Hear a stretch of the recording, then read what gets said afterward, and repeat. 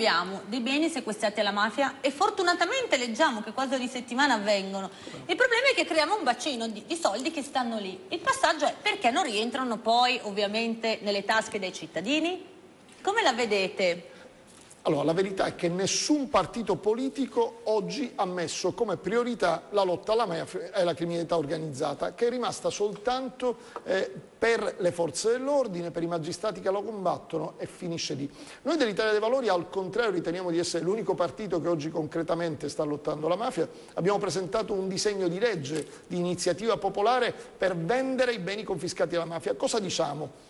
Se il bene viene confiscato e viene poi richiesto da un comune, da una regione o da un'associazione per fini sociali, bene che gli venga dato. Ma nel momento in cui questo bene non viene richiesto, e parliamo di un patrimonio di circa 80 miliardi di euro, bene, questi beni debbono essere venduti. Qualcuno si lamenta e dice: ah, ma poi se li ricompra la mafia. E vabbè, se li ricompra li riconfischiamo nuovamente.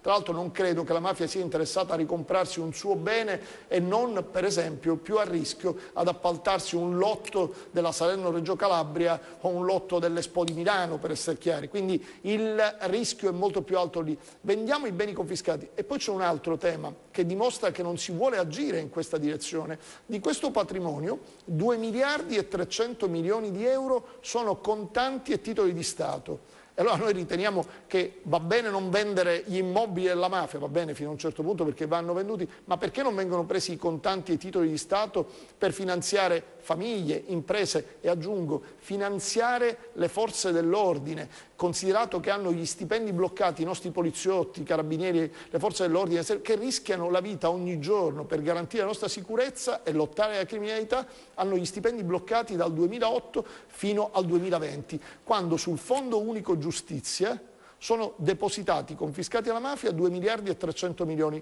Ma quale migliore utilizzo dei beni confiscati alla mafia di finanziare la sicurezza e le forze dell'ordine del nostro Paese? Solo che però, io lo dico, ogni giorno tutti cascano dalle nuvole, ma non è possibile. Alla fine questi soldi sono depositati lì da diversi anni e nessuno si azzarda a toccarli. La verità, ti viene da pensare a quel punto che nessuno se la sente di utilizzare veramente i beni confiscati alla mafia.